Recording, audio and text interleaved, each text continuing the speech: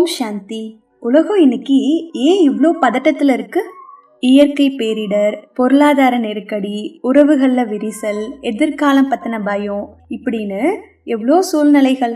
இந்த சூழ்நிலையில் ஒரு ராஜயோகி மட்டும் எப்படி அமைதியாகவும் சக்தி வாய்ந்தவராகவும் இருக்க முடியுது?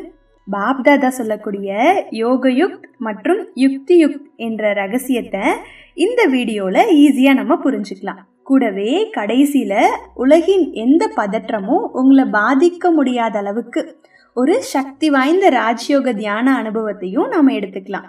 வாங்க இறைவனின் நினைவால் அசைக்க முடியாத ஆத்மாவாக மாறுவோம்.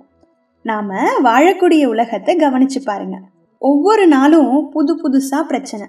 பொருளாதார அழுத்தம், உறவுகளில் மனவேதனை, இயற்கை பேரிடர், எதிர்காலத்தை பற்றின பயம், இப்படின்னு எல்லா பிரச்சனைகளும் மாறி மாறி வந்துட்டே இருக்கு.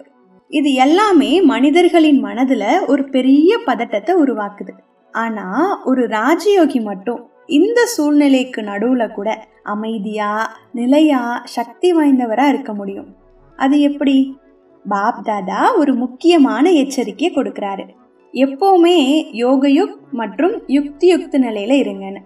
அதாவது இறைவனோட இணைந்த நிலை.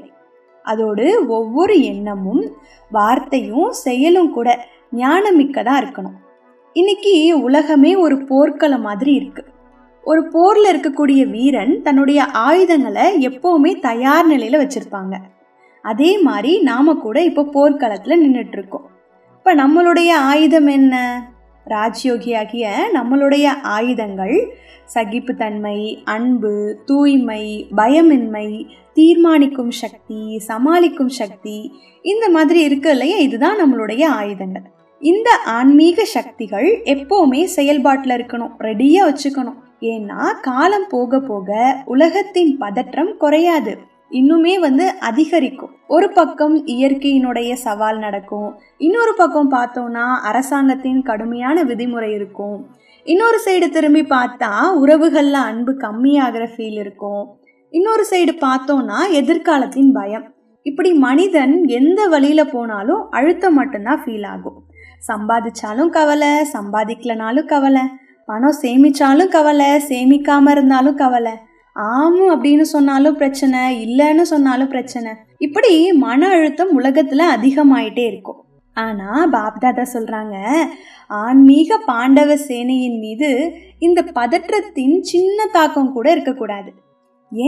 ஏன்னா அவங்க வெளி உலக சூழ்நிலையை நம்பி வாழலை, அவர்கள் இறைவனின் சக்தியை நம்பி வாழ்கிறாங்க. இப்போ பலகீனமான ஆத்மாவை சூழ்நிலை ஈஸியாக தாக்கிடும். ஆனால் சக்தி வாய்ந்த ஆத்மா சூழ்நிலையே மாற்றிடுவாங்க. அதனால் என்ன ஆகும், எப்படி ஆகும், இப்படிலாம் பய எண்ணங்களை விட்டுட்டு எது நடந்தாலும் சரி, என் கூட இறைவன் இருக்காரு அப்படின்ற நம்பிக்கையில் நிறைய நிலைச்சிருக்கணும். இப்போ ஒரு நிமிஷம் வாங்க நம்ம அமைதியாக தியானம் செய்யலாம். நான் ஒரு ஒளிமயமான ஆத்மா. என் நெற்றியின் நடுவில் தூய ஒளியாக பிரகாசிக்கிறேன்.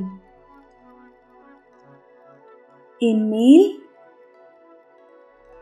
அமைதியின் கடலான பரமாத்மா, அவரிடமிருந்து